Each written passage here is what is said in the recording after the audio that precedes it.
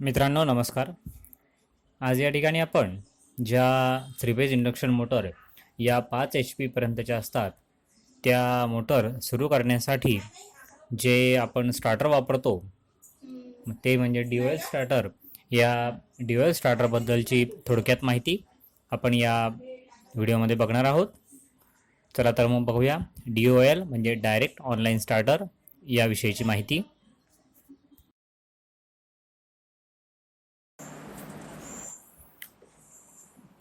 नमस्कार मित्रांनो, आज या ठिकाणी आपण थ्री फेज इंडक्शन मोटर सुरू करण्यासाठी जे स्टार्टर वापरणार आहोत ते म्हणजे डायरेक्ट ऑनलाईन स्टार्टर, त्यालाच आपण DOL स्टार्टर असं देखील म्हणतो.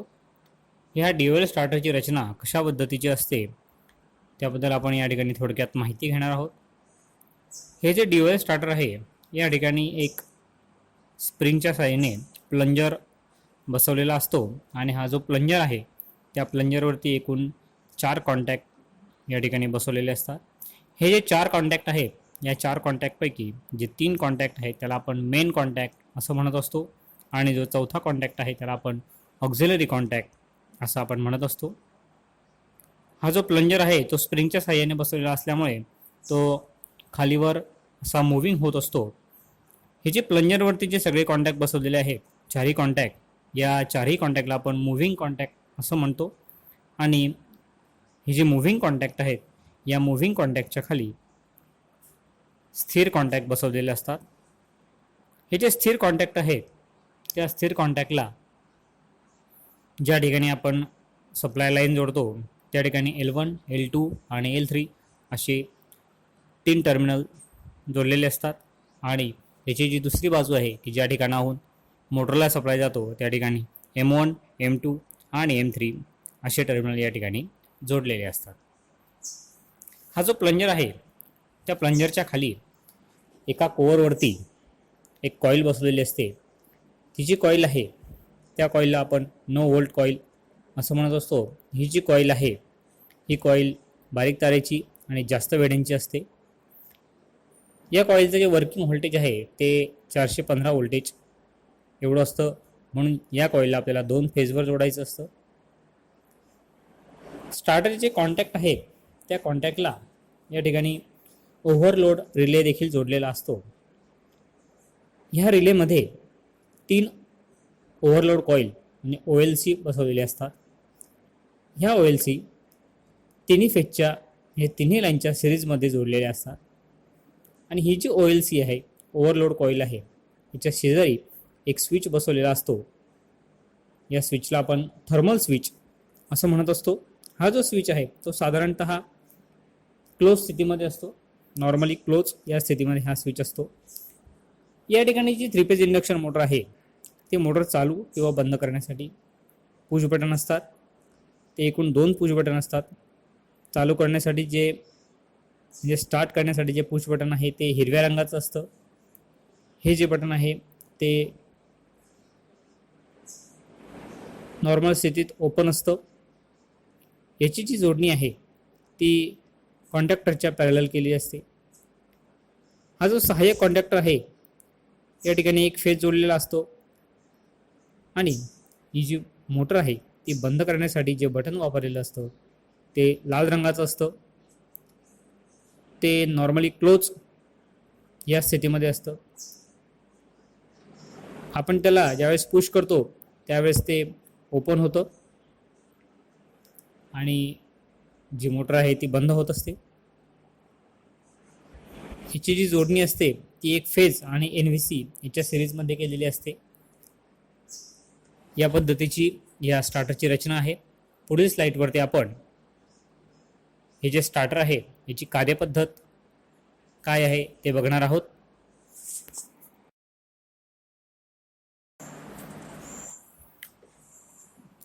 नमस्कार मित्रांनो, आज या ठिकाणी आपण थ्री फेज इंडक्शन मोटर सुरू करण्यासाठी जे स्टार्टर वापरणार आहोत ते म्हणजे डायरेक्ट ऑनलाईन स्टार्टर, त्यालाच आपण DOL स्टार्टर असं देखील म्हणतो.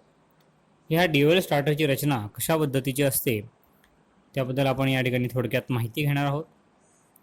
हे जे DOL स्टार्टर आहे या ठिकाणी एक स्प्रिंगच्या साहाय्याने प्लंजर बसवलेला असतो आणि हा जो प्लंजर आहे त्या प्लंजरवरती एकूण 4 कॉन्टॅक्ट या ठिकाणी बसवलेले असतात. हे जे 4 कॉन्टॅक्ट आहेत या 4 कॉन्टॅक्टपैकी जे 3 कॉन्टॅक्ट आहेत त्याला आपण मेन कॉन्टॅक्ट असं म्हणत असतो आणि जो चौथा कॉन्टॅक्ट आहे त्याला आपण ऑक्झिलरी कॉन्टॅक्ट असं आपण म्हणत असतो. हा जो प्लंजर आहे तो स्प्रिंगच्या साहाय्याने बसवलेला असल्यामुळे तो खालीवर असा मूव्हिंग होत असतो. हे जे प्लंजरवरती जे सगळे कॉन्टॅक्ट बसवलेले आहेत चारही कॉन्टॅक्ट, या चारही कॉन्टॅक्टला आपण मूव्हिंग कॉन्टॅक्ट असं म्हणतो. आणि हे जे मूव्हिंग कॉन्टॅक्ट आहेत या मूव्हिंग कॉन्टॅक्टच्या खाली स्थिर कॉन्टॅक्ट बसवलेले असतात. हे जे स्थिर कॉन्टॅक्ट आहेत त्या स्थिर कॉन्टॅक्टला ज्या ठिकाणी आपण सप्लाय लाईन जोडतो त्या ठिकाणी L1, L2 आणि L3 असे 3 टर्मिनल जोडलेले असतात. आणि याची जी दुसरी बाजू आहे की ज्या ठिकाणाहून मोटरला सप्लाय जातो त्या ठिकाणी M1, M2 आणि M3 असे टर्मिनल या ठिकाणी जोडलेले असतात. हा जो प्लंजर आहे त्या प्लंजरच्या खाली एका कोअरवरती एक कॉईल बसवलेली असते. ती जी कॉईल आहे त्या कॉईलला आपण नो व्होल्ट कॉईल असं म्हणत असतो. ही जी कॉईल आहे ही कॉईल बारीक तारेची आणि जास्त वेळेंची असते. या कॉईलचं जे वर्किंग व्होल्टेज आहे ते 415 व्होल्टेज एवढं असतं. म्हणून या कॉईलला आपल्याला 2 फेजवर जोडायचं असतं. स्टार्टरचे जे कॉन्टॅक्ट आहे त्या कॉन्टॅक्टला या ठिकाणी ओव्हरलोड रिले देखील जोडलेला असतो. ह्या रिलेमध्ये 3 ओव्हरलोड कॉईल म्हणजे OLC बसवलेले असतात. ह्या OLC तिन्ही फेजच्या हे तिन्ही लाईनच्या सिरीजमध्ये जोडलेल्या असतात. आणि ही जी OLC आहे ओव्हरलोड कॉईल आहे याच्या शेजारी एक स्विच बसवलेला असतो. या स्विचला आपण थर्मल स्विच असं म्हणत असतो. हा जो स्विच आहे तो साधारणतः क्लोज स्थितीमध्ये असतो. नॉर्मली क्लोज या स्थितीमध्ये हा स्विच असतो. या ठिकाणी जी 3 फेज इंडक्शन मोटर आहे ते मोटर चालू किंवा बंद करण्यासाठी पुश बटन असतात. ते एकूण 2 पुश बटन असतात. चालू करण्यासाठी जे म्हणजे स्टार्ट करण्यासाठी जे पुश बटन आहे ते हिरव्या रंगाचं असतं. हे जे बटन आहे ते नॉर्मल स्थितीत ओपन असतं. याची जी जोडणी आहे ती कॉन्टॅक्टरच्या पॅरलल केली असते. हा जो सहाय्यक कॉन्टॅक्टर आहे या ठिकाणी एक फेज जोडलेला असतो. आणि ही जी मोटर आहे ती बंद करण्यासाठी जे बटन वापरलेलं असतं ते लाल रंगाचं असतं. ते नॉर्मली क्लोज या स्थितीमध्ये असतं.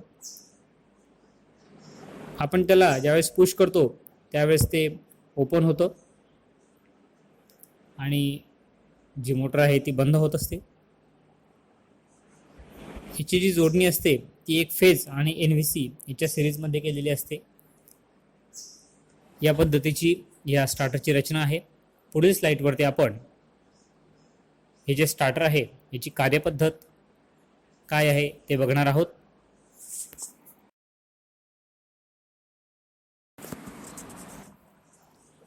आता आपण बघूया की हे जे ड्युअल स्टार्टर आहे त्याचे कार्य कसे चालते. या ठिकाणी जे 3 टर्मिनल आहेत M1, M2 आणि M3 या तीनही टर्मिनलला आपण 3 फेज मोटरचे 3 टोकं जोडून जे L1, L2 आणि L3 हे जे 3 टर्मिनल आहेत त्या ठिकाणी आपण 3 फेजचा सप्लाय जोडतो. 3 फेज सप्लाय जोडून झाल्यानंतर ज्यावेळेस आपण स्टार्ट बटन दाबतो त्यावेळेस आकृतीत दाखवल्याप्रमाणे बघू शकतो आपण जो L3 नावाचा फेज आहे तो फेज थर्मल स्विच मार्फत जी नो व्होल्ट कॉईल आहे त्या नो व्होल्ट कॉईलला मिळतो. आणि ही जी NVC आहे NVCच्या दुसऱ्या टोकाला जो L1 फेज मिळालेला आहे आणि तो जो L1 फेज आहे तो जे स्टॉप बटन आहे त्या स्टॉप बटनाच्या मार्फत मिळालेला असतो. त्यामुळे या ठिकाणी जी NVC आहे त्या NVCला 2 फेजचा सप्लाय मिळतो आणि 2 फेजचा सप्लाय मिळाल्यामुळे त्या कॉईलमधून सप्लाय व्हायला सुरुवात होते आणि त्या ठिकाणी इलेक्ट्रोमॅग्नेट म्हणजे विद्युत चुंबक तयार होतो. आणि या चुंबकामुळे काय होतं, हा जो प्लंजर आहे हा प्लंजर स्प्रिंगच्या साहाय्याने बसवलेला असल्यामुळे हा प्लंजर या NVCकडे आकर्षला जातो आणि खाली ओढला जातो. प्लंजर खाली ओढला गेल्यामुळे जो स्थिर कॉन्टॅक्ट आणि मूव्हिंग कॉन्टॅक्ट आहे हे एकमेकाला शॉर्ट होतात म्हणून या ठिकाणी L1 हा M1ला शॉर्ट होतो, L2 हा M2ला शॉर्ट होतो आणि L3 हा M3ला शॉर्ट होतो. आणि हा शॉर्ट झाल्यामुळे जी मोटर आहे ती सप्लायशी जोडली जाते आणि मोटर त्या ठिकाणी कार्य करते, म्हणजे मोटर फिरायला सुरुवात करते. ज्यावेळेस स्टार्ट बटन आपण सोडतो त्यावेळेस जो L3 हा फेज आहे तो सहाय्यक कॉन्टॅक्ट म्हणजे ऑक्झिलरी कॉन्टॅक्ट आणि थर्मल स्विच याच्या मार्फत NVCला मिळतो. त्यामुळे आपण जे स्टार्ट बटन आहे ते आत दाबून जरी सोडून दिलं तरी या ठिकाणी मोटरला सप्लाय हा चालू असतो आणि मोटर ही चालू स्थितीत राहते. ज्यावेळेस मोटर बंद करायची आहे त्यावेळेस जे स्टॉप बटन आहे ते स्टॉप बटन ज्यावेळेस आपण पुश करतो, स्टॉप बटन पुश केल्यामुळे जो NVCला जाणारा जो एक फेज आहे तो फेज ओपन होतो आणि त्या ठिकाणी तो ब्रेक होतो आणि NVCचं सर्किट ओपन होतं. NVCचं सर्किट ओपन झाल्यामुळे त्या ठिकाणी जी निर्माण झालेली चुंबकीय शक्ती आहे ती चुंबकीय शक्ती या ठिकाणी पूर्णपणे नाहीशी होते आणि ती नाहीशी झाल्यामुळे त्या ठिकाणी जो प्लंजर आहे तो स्प्रिंगच्या साहाय्याने जोडलेला असल्यामुळे तो स्प्रिंग परत पूर्वज जागेवर होतो आणि जो प्लंजर पूर्वज जागेवर आल्यामुळे जे सप्लाय लाईनचे कॉन्टॅक्ट आणि मोटरचे कॉन्टॅक्ट एकमेकाला शॉर्ट जाऊन मोटरला सप्लाय केलेला असतो तो त्या ठिकाणी अलग होतो आणि जी मोटर आहे ती सप्लायपासून वेगळी होते आणि या ठिकाणी बंद पडते.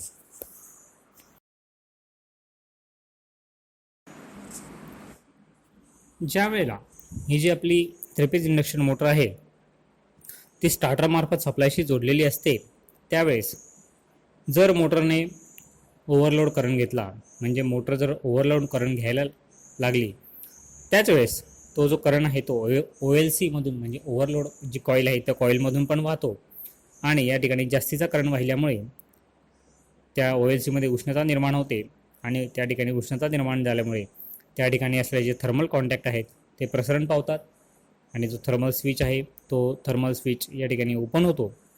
थर्मल स्विच ओपन झाल्यामुळे काय होतं की NVCला जो मिळणारा एक फेज आहे तो फेजसुद्धा ओपन होतो. त्यामुळे त्या NVCला एक फेज न मिळाल्यामुळे त्या ठिकाणी NVCमध्ये जी निर्माण झालेली चुंबकीय शक्ती आहे ती चुंबकीय शक्ती परत या ठिकाणी नाहीशी होते आणि म्हणून ती NVC परत या ठिकाणी प्लंजरला सोडून देते आणि स्प्रिंगच्या साहाय्याने प्लंजर जोडलेला असल्यामुळे तो परत मूळ जागेवर येतो आणि जी मोटर आहे ती सप्लायपासून परत अलग होते. अशा प्रकारे ही जी मोटर आहे या मोटरचे ओव्हरलोडपासून संरक्षण होतं. शिवाय या ठिकाणी जी 9 व्होल्ट कॉईल आहे त्या 9 व्होल्ट कॉईलला मिळणारे जे व्होल्टेज आहे ते व्होल्टेज कमी झाल्यामुळे या ठिकाणी अंडर व्होल्टेज झाले तरी पण NVCची जी चुंबकीय शक्ती आहे तीसुद्धा कमकुवत होते आणि ती प्लंजर सोडून देते आणि ही जी मोटर आहे ती मोटर बंद होते.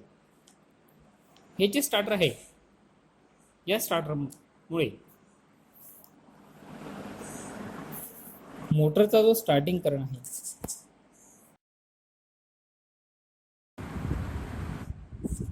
आता आपण या ठिकाणी ड्युअल स्टार्टरची रचना बघितली आणि त्याची कार्यपद्धत देखील बघितली. परंतु या ठिकाणी आपल्याला असं दिसून येतं आहे की ह्या स्टार्टरमध्ये जो मोटरने सुरुवातीचा जो करंट आहे म्हणजे स्टार्टिंग करंट तो कमी करण्याची कोणतीही सोय यामध्ये केलेली नाही आहे. म्हणून या स्टार्टरला आपण डायरेक्ट ऑनलाईन स्टार्टर असं म्हटलेलं आहे.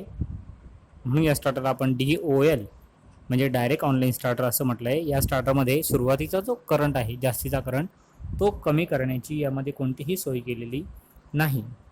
साधारणतः ज्या 5 HP पर्यंतच्या ज्या मोटर आहेत त्या 5 HP पर्यंतच्या ज्या मोटर आहेत त्यांचा जो स्टार्टिंग करंट आहे तो तेवढा जास्त परिणामकारक नसतो आणि म्हणूनच हे जे DOL स्टार्टर आहे ते फक्त 5 HP पर्यंतच्या ज्या मोटर्स आहेत त्या मोटर सुरू करण्याकरता आपण वापरतो. 5 HP पर्यंतच्या मोटर सुरू करण्याकरता आपण DOL म्हणजे डायरेक्ट ऑनलाईन स्टार्टर हे आपण वापरत असतो. धन्यवाद.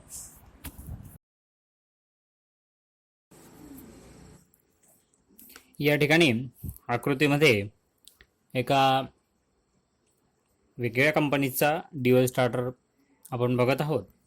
आता हा जो DOL स्टार्टर आहे या ठिकाणी सुद्धा आपण बघू शकतो वरतून येणारा जो सप्लाय आहे तो 3 फेजचा म्हणजे RYB असा दाखवलेला आहे आणि मोटरला जाणारे जे कॉन्टॅक्ट आहेत ते ABC हे आहे त्याचं मेन सर्किट. त्याच्यानंतर त्या ठिकाणी 1, 2, 3 आणि 4 असे 4 टर्मिनल आहेत. त्यापैकी 1 आणि 2 या दोघं टर्मिनलला च्या ठिकाणी स्टॉप बटन दाखवलेलं आहे आणि 3 आणि 4च्या ठिकाणी स्टार्ट बटन दाखवलेलं आहे. त्या ठिकाणी एकूण 1, 2, 3 म्हणजे ABC असे 3 कॉन्टॅक्ट आणि 5 नंबरचा हा ऑक्झिलरी कॉन्टॅक्ट दाखवलेला आहे आणि डाव्या बाजूला नो व्होल्ट कॉईल म्हणजे NVC दाखवलेली आहे. आता ही जी NVC आहे त्या NVCला एक R फेज गेलेला आहे आणि जो B फेज आहे तो B फेज स्टार्ट बटनाच्या मार्फत ऑक्झिलरी कॉन्टॅक्टच्या मार्फत तो stop button through no volt कॉईलला गेलेला आहे. आता या ठिकाणी हा जो B फेज आहे तो जे 4 टर्मिनल आहेत 4, 3, 2, 1 मार्फत नो व्होल्ट कॉईलला मिळतो. त्यावेळेस ही जी NVC आहे त्या NVCला R नावाचा फेज मिळालेला असतो.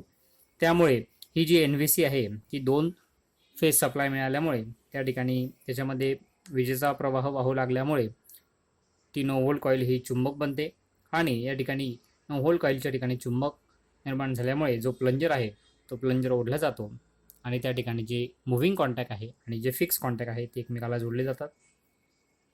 या ठिकाणी काय होतं, कॉन्टॅक्ट जोडले गेल्यामुळे मोटरला जो 3 फेजचा सप्लाय आहे तो 3 फेजचा सप्लाय मिळतो आणि ही मोटर आपली चालू होते. मोटरच्या चालू स्थितीमध्ये जो B फेज आहे तो B फेज 4, 5, 3, 2, 1 या टर्मिनल मार्फत नो व्होल्ट कॉईलला मिळत असतो. ज्यावेळेस आपण त्याचा स्टॉप बटन दाबतो त्यावेळेस जी नो व्होल्ट कॉईल आहे त्या नो व्होल्ट कॉईलला मिळणारा जो एक फेज आहे तो ओपन होतो आणि ओपन झाल्यामुळे काय होतं की जी आपली नो व्होल्ट कॉईल आहे तिचं विद्युत चुंबकत्व या ठिकाणी नाहीसं होतं आणि स्प्रिंगच्या साहाय्याने प्लंजर या ठिकाणी जोडलेला असल्यामुळे तो प्लंजर परत जागेवरती येतो आणि त्यामुळे जे मुव्हिंग कॉन्टॅक्ट आहेत मुव्हिंग कॉन्टॅक्ट आणि फिक्स कॉन्टॅक्ट एकमेकांपासून दुरावले जातात आणि त्यामुळे ही जी मोटर आहे त्या मोटरला जाणारा जो सप्लाय आहे तो सप्लाय देखील बंद होतो आणि मोटर या ठिकाणी बंद होते. अशा प्रकारे ही जी ड्युअल स्टार्टर आहे त्याची कार्यपद्धत आपण बघितली.